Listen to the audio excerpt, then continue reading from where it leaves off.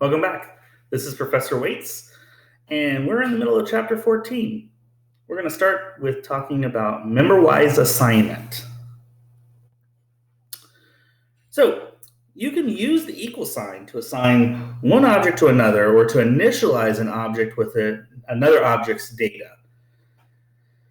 Do want to warn you to be a little bit careful about this. If your class is pretty basic and not too complicated, this will work great. If not, then you're going to have to use some other methods, which we're going to talk about here shortly. So hold on to this, but take a moment to understand, like I said, this does work when your classes are somewhat simple. And it copies a member, so you can copy, and here we can see kind of this instance 1, we're copying that into instance 2, right? So it's saying copy all member values from instance 1 and assign them to the corresponding member variables of instance 2. And we can use this also at initialization. So obviously R1 here was already created and probably filled in, and now we're going to copy all of this into R2. So pretty simple application here. We've got rectangle 1, rectangle box 2. Oh, by the way, while a box is a type of rectangle, the variable name can be a little confusing. Just a little tidbits when you are developing. Sometimes organizations will go, "Hey, let's not make code too confusing," right? So just a little tidbit. Anyways, but with that, we've got we're going to output box 1's get width, and then box 2's get width, and you're going to see that 1 is 10 and 10, and 1 is 20 and 20. Okay. And let's kind of jump forward a little bit to see the output. And as you can see, the first time it outputs is 10 and 10 and 20, 20. Then we're going to assign everything in box 1 into box 2. And then we're going to do the get width and get width on both box 1 and 2 again. And now you're going to see they're both at 10 and 10. So that's that member-wise assignment. And again, our box class is relatively simple, not too complicated. However, a lot of our classes won't tend to be that simple, and so this copy constructor is something that will become your friend, and you want to make sure you understand copy constructors.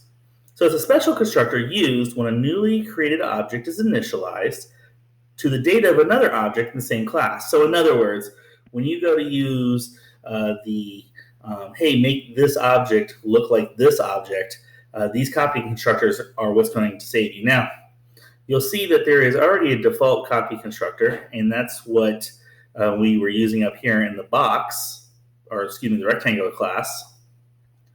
But down here, and it's even saying it copies field to field. And for the most part, that works if it's truly just a field to field. The default copy constructor works fine in many cases. And like I said, if your objects are pretty straightforward and not too complicated, the default copy constructor will work. But for example, what if it contains a pointer? So in this class, we have this, this private variable that's a pointer to an int. Remember how we read this? Value is a pointer to an int. Right? Well, what's going to happen is what we get using, and this is using the member-wise copy, is the pointer itself. Sorry, let me clean this up for a moment.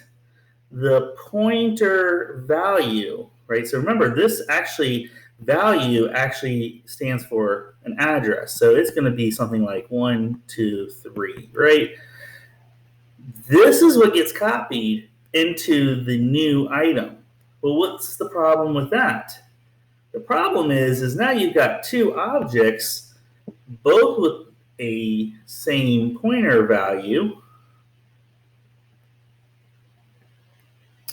pointing to the same thing. So what happens is, if I, under object 2, change the value of this, remember, I'm not changing the value of the actual pointer. I'm changing the value of where the pointer points. So if I make this 15, well, object 1 has now got 15 as well.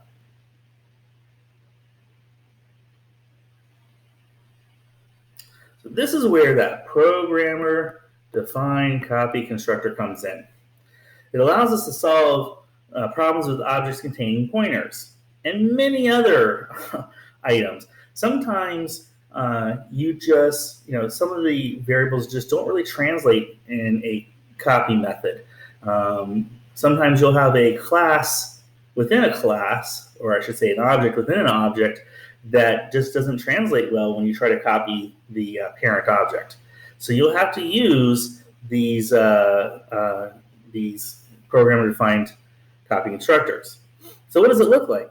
Well, it looks very similar to our constructor, except it's going to take in an address of the same class. Okay? So here we can see we're saying, hey, we want to initialize some class, hand me another some class, and so I can do that. Now, again, we're going to talk about this here. We're going to repeat this again here in a moment. Let's go ahead and put that word constant in there. So that way, because we have the address now, because this function now has the address of our original function, we could accidentally, or maybe someone does it on purpose and doesn't mean to, change the original object's data. And that's typically we consider that bad. So again, as good developers, we're going to try to minimize that by making our variables non-changeable or immutable, right? So that's why we have the constant there. So what we're going to do in this is we're actually going to set up a new variable of type int. We're using new, so it's dynamic. And then we're going to assign the value to wherever this points to. So now each object will have its own address pointing somewhere that at first the value of where it's pointing to will be the same, but it's still two completely different things. So with that being said, here is what happens. Now, when we copy object 1 into object 2, or let's see what's going on here. So we're copying object 1 into object 2. That programmed, that copy constructor that we programmed is going to go ahead and set up a whole new pointer. And at first, it's going to be 5. So now we've got OX123, but this is going to be like OXA14, let's say. And it's going to be 5 at first until we come along with this line and we change it to 13. So now it's 13, but this guy's still 5 because we've set up separate pointers. Now we just talked about this, so keep in mind, since the copy has a reference to the object it is copying from, we can modify that original object. And typically this is bad. So to prevent that, add the word constant. Now, this is quite a long function, and it is doing some neat things in this. We've got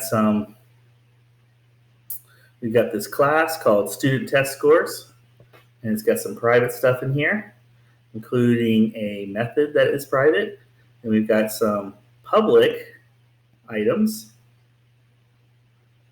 And here is the copy constructor. This is one of the pieces we want to see, and we know it's that because if we look, first off, we know that it is a constructor because its function name is the same as the class. Yay! We're good, doobies. So we put the constant there. And we are now saying, hey, give me the address of an existing student test score so we can copy it. And this copy constructor is going to do some of that stuff for us. Now, remember, because we're making our own copy constructor, you have to do all of it. You have to do even like the student name. We've got to copy that, right? We have to copy the test scores for us. What the default would have done is great, but if we, for whatever reason, need to make our own, then we have to handle all the default stuff too. It also has a deconstructor, so that's nice. And then it makes use of it. So take a look at this method, this example. I would even load this into something quick like online C++ compiler that I've shown you. Play with it, see it run, that kind of stuff. But it's pretty simple. All right, let's talk a little bit about operator overloading. Now, we've talked about things like method overwriting, and we've talked in the past about method overloading. This is something completely different. It's operator overloading. So when we want to overload an operator, we've got these operators as the equal, plus, and some other that we can redefine and use within objects of a class. The name of the function for the overload operator is operator, followed by the operator symbol that we want to change. So here we're going to change the plus sign, or we're going to change the equal sign, and that's how we're going to overload the operator. So prototypes for these overloaded operators goes in the declaration of the class and is of the class that it's overloading it, because it is specific to the very class that you're wanting to use. If you overload the equal sign in one class, it does not just mean it's like that for all classes. It's only for that class. Overloaded operator function definition goes with other member functions.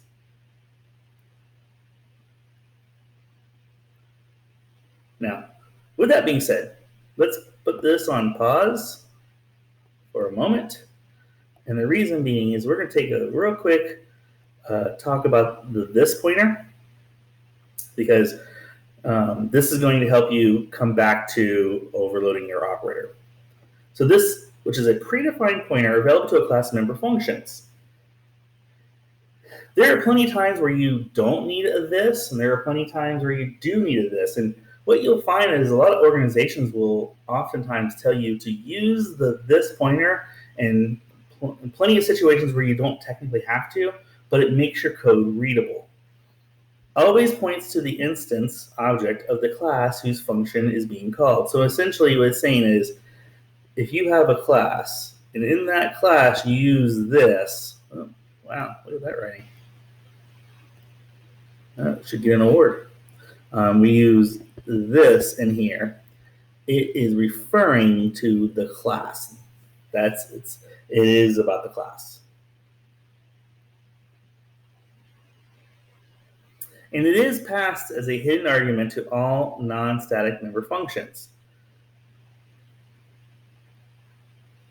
So example, student 1 and student 2 are both student test score objects. The following statement causes the getStudentName member function to operate on the student 1. So we're saying cout student 1 getStudentName. So when the getStudentName is operating on student 1, this pointer is pointing to student 1. Behind the scenes, it's using that this. So likewise, the following statement causes the getStudentName member function to operate on student 2. So we're going to get the student 2 getStudentName. When the student name is operating on student 2, this pointer is pointing to student 2. Makes sense. The this pointer always points to the object that is being used to call the member function. Now, let's put that together.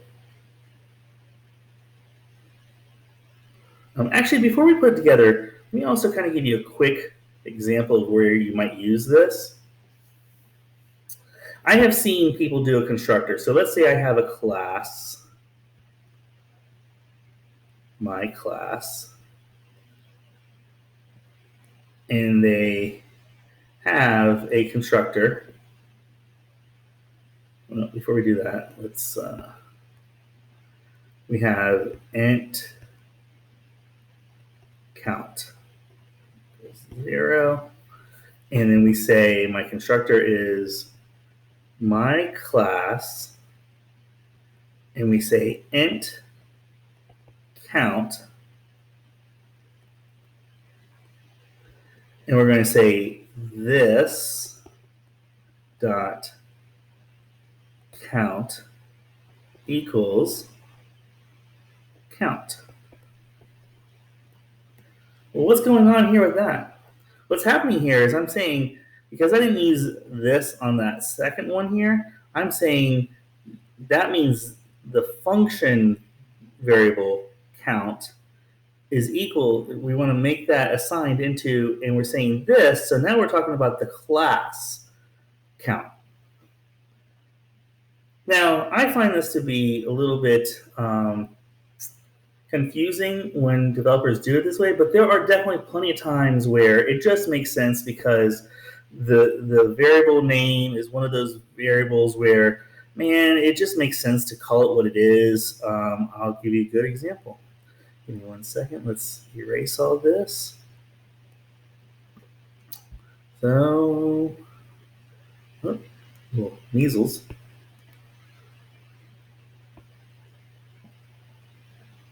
Okay, so I have class box, and then I have private int with int height. Ugh. Well, here's where having a box constructor with a height, that just makes sense. So we would say int width and int height, and then we can go, to make things very clear, we can go ahead and say this dot width equals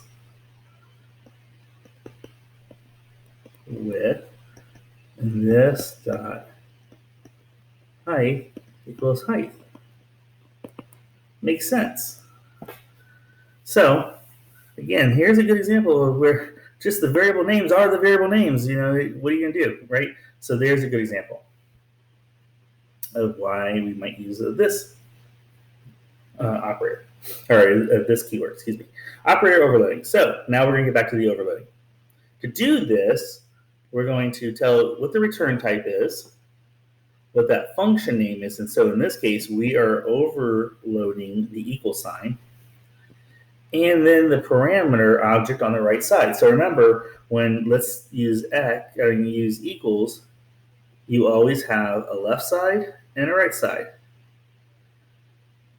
All right? So,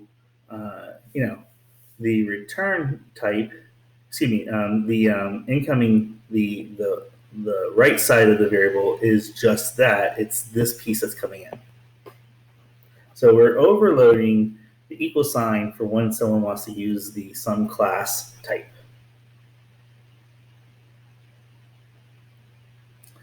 So the operator can be invoked as a member function. So now we can say object1 operator equals. So here we're using it as fully qualified because technically we have fully qualified it up here, so that works.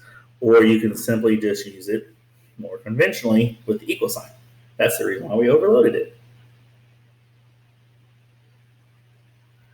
So let's take a look at this and see if we can understand the overloaded operator. So here we are overloading the minus sign.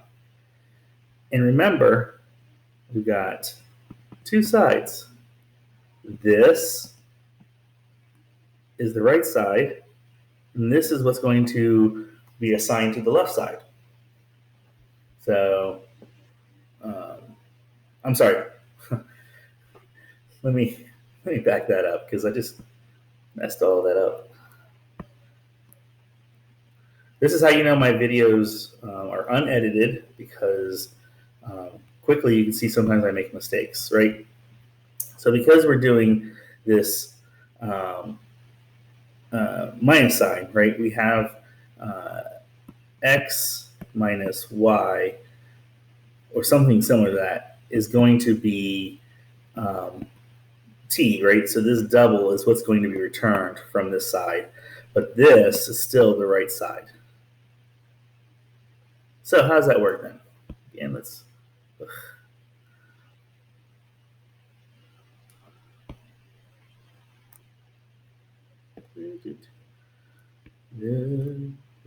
Delete. All right.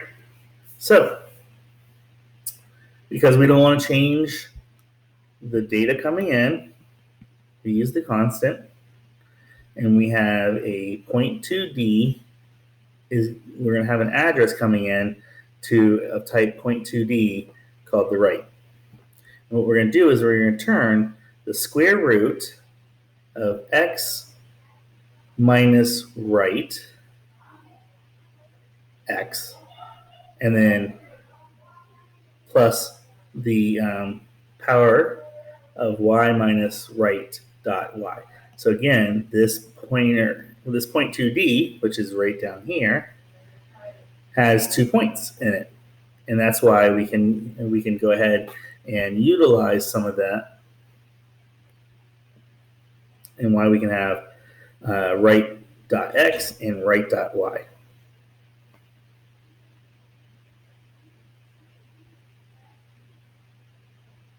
And that, by the way, remember we're going to return that. So now if we have 0.2 minus 0.1, it's going to do this math and it's going to return that double.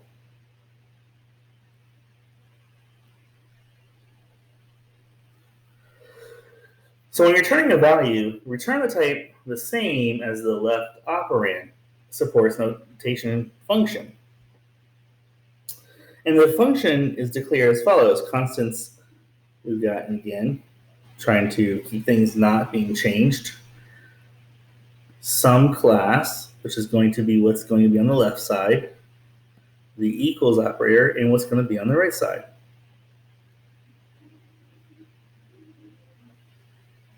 And by returning this, you're returning this operator for this keyword for the incoming or for the value that has happened here in the function or here in the piece of like here we're returning. So we're returning this to here, right? We're returning this to here.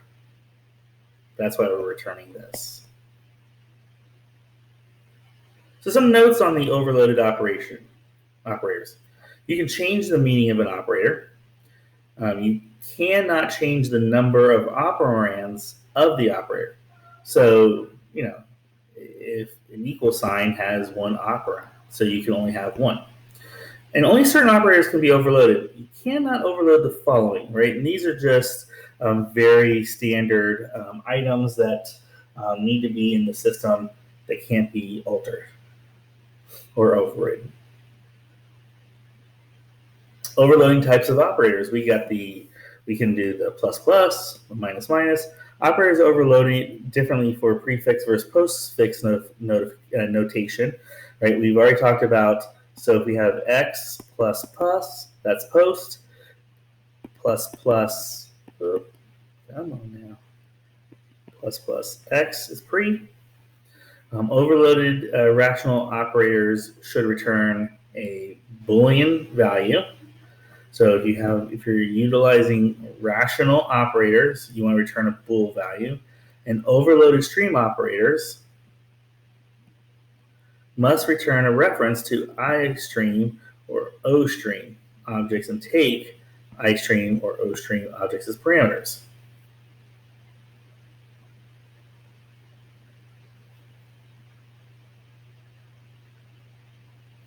Now you can overload the bracket operator.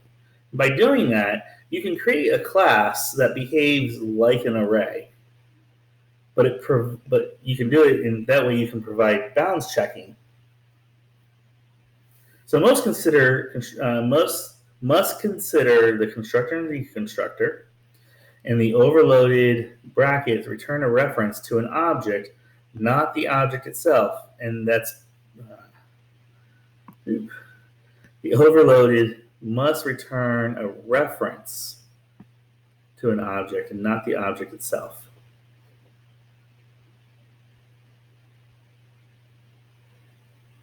All right, when we come back, we'll start in and talk about object conversion.